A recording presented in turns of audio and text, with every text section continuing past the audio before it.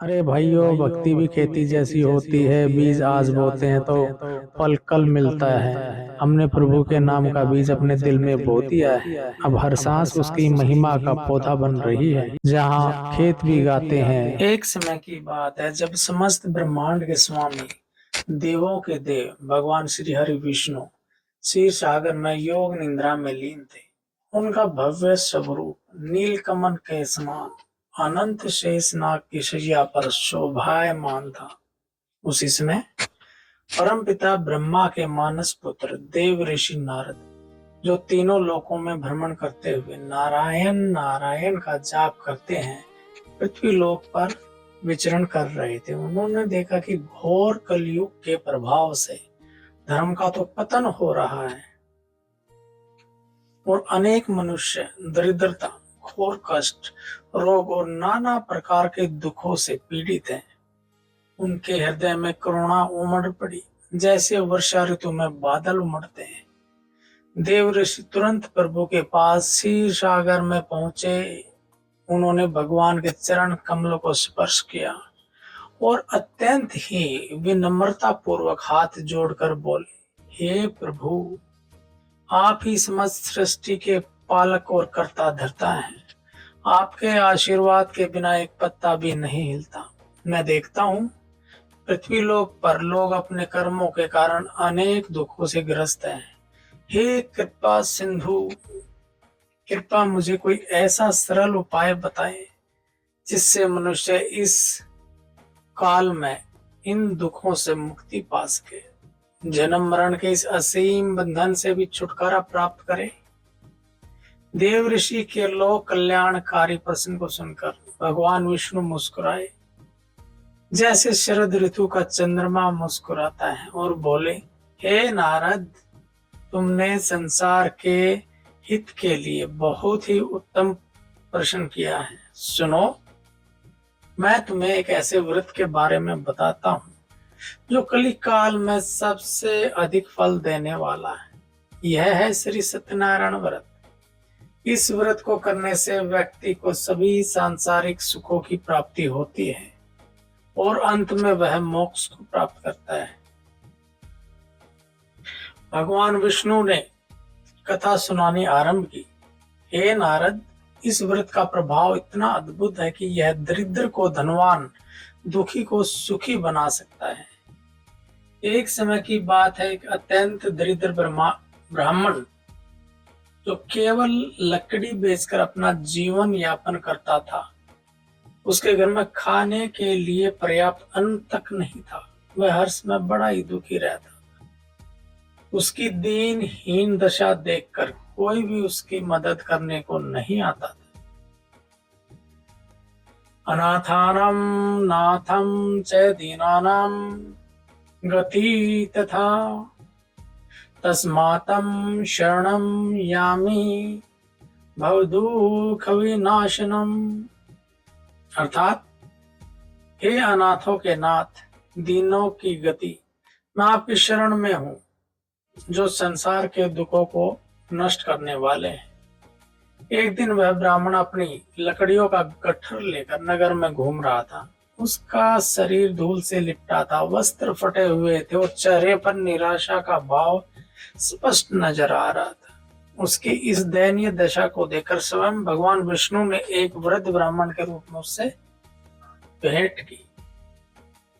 इस वृद्ध के मुख पर तेज और आंखों में करुणा थी।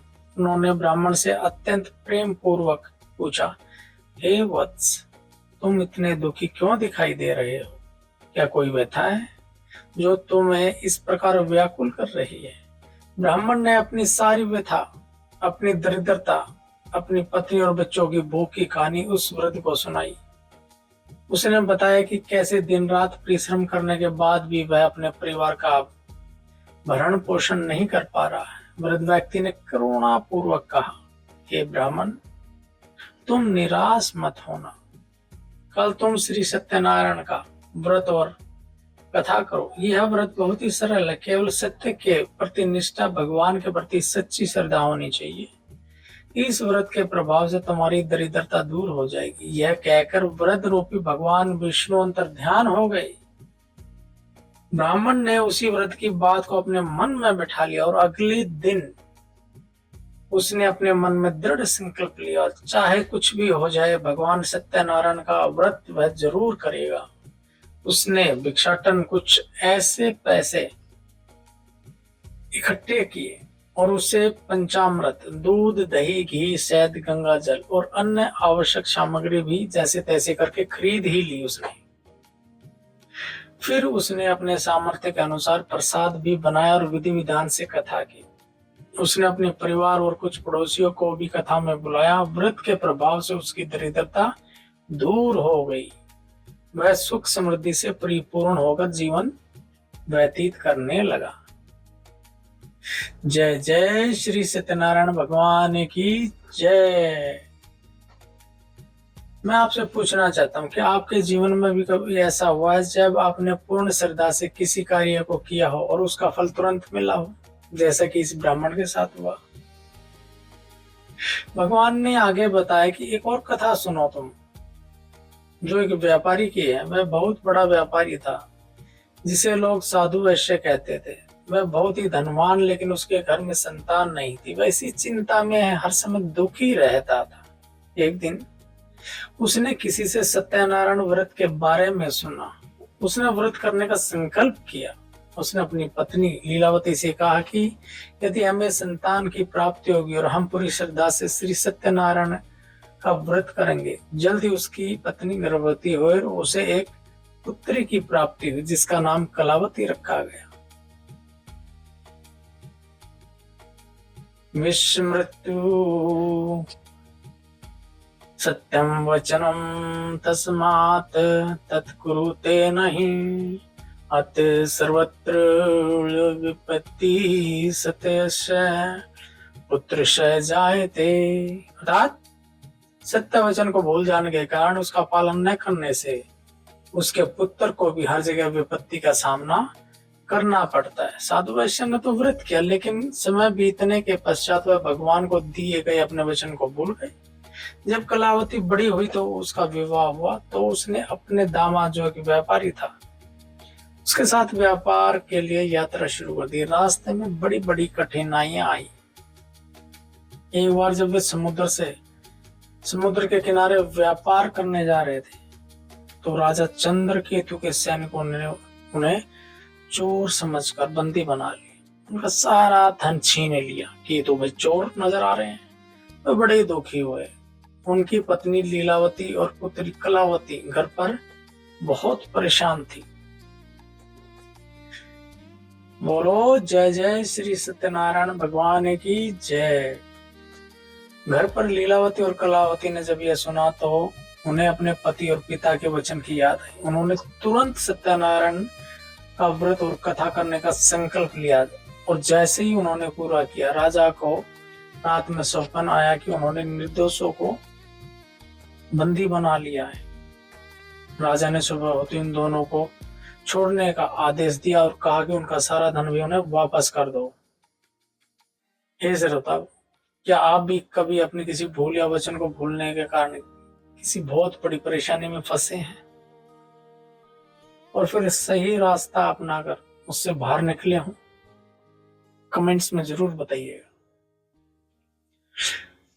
उसी राजा चंद्रकेतु की एक और कहानी आपको सुनाते हैं। एक बार जब राजा शिकार के लिए जंगल गया तो बहुत थक गया था। बहुत प्यास लगी थी। इधर उधर देखा, पास के वृक्ष नीचे सत्यनारायण की कथा सुन रहे कुछ लोग। राजा ने बड़े घमंड में, क्योंकि वह तो राजा था, उनका अनादर किया और बिना कथा सुने ही आगे बढ़ गए कि हट जाओ, नहीं सुननी मुझे कथा। राजा था, अहंकार था, आ गया अहंकार। राजा के इस अहंकार के कारण उनके राज्य में बहुत सारी समस्याएं आने लग गई। राजा के राज्य में सूखा पड़ गया, अकाल। उसकी प्रजा बीमार होने लगी, बीमारी फैल गई चारों तरफ। उसका सारा धन बर्बाद होने लगा। राजा को लगा कि ऐसा क्या भूल हो गई मुझसे। तो उन्होंने इस भूल को समझा और वापस आकर उन्हीं लोगों से हाथ जोड़कर क्षमा मांगी और फिर उन्होंने पूरी श्रद्धा से श्री सत्यनारायण की कथा सुनी और प्रसाद ग्रहण किया। इस प्रकार राजा के सभी कष्ट दूर हो गए। उनके राज्य में फिर से सारी चीजें ठीक होने लगी और सुख समृद्धि वापस आ गई। हरि ओम श्री सत्यनारायण नमः। इस कथा से हमें क्या सीखने को मिलता है? हमें शिक्षा मिलती है कि भगवान के प्रति भक्ति में कभी कोई कमी नहीं आनी चाहिए। क्या आप भी मानते हैं कि सच्ची आस्था और विश्वास से ही सब कुछ संभव है? भगवान ने नारद से कहा, हे देवऋषि, जो भी कोई इस कथा को सुनता है या सुनाता है उसके जीवन में सभी दुख और परेशानियां दूर हो जाती हैं। यह व्रत बहुत ही आसान है। इसमें केवल सत्य के प्रति निष्ठा और भगवान के प्रति श्रद्धा की आवश्यकता होती है। सत्यम शिवम सुंदरम। ओम तत्सत। यह कथा हमें बताते हैं कि हमारे जीवन में कितनी भी परेशानियां आए, हमें सत्य के मार्ग पर चलते रहना चाहिए और भगवान पर अपनी आस्था कभी नहीं खोनी चाहिए। यह व्रत कली काल में यानी कलियुगी काल में जो आजकल चल रहा है, सभी भक्तों के लिए एक वरदान है। जो कोई भी इस व्रत को पूर्ण श्रद्धा से करता है उसके जीवन के सभी दुख दूर हो जाते हैं और अंत में मोक्ष की प्राप्ति करता है। बोलिए श्री सत्यनारायण भगवान की जय। जय जय सनातन धर्म की जय।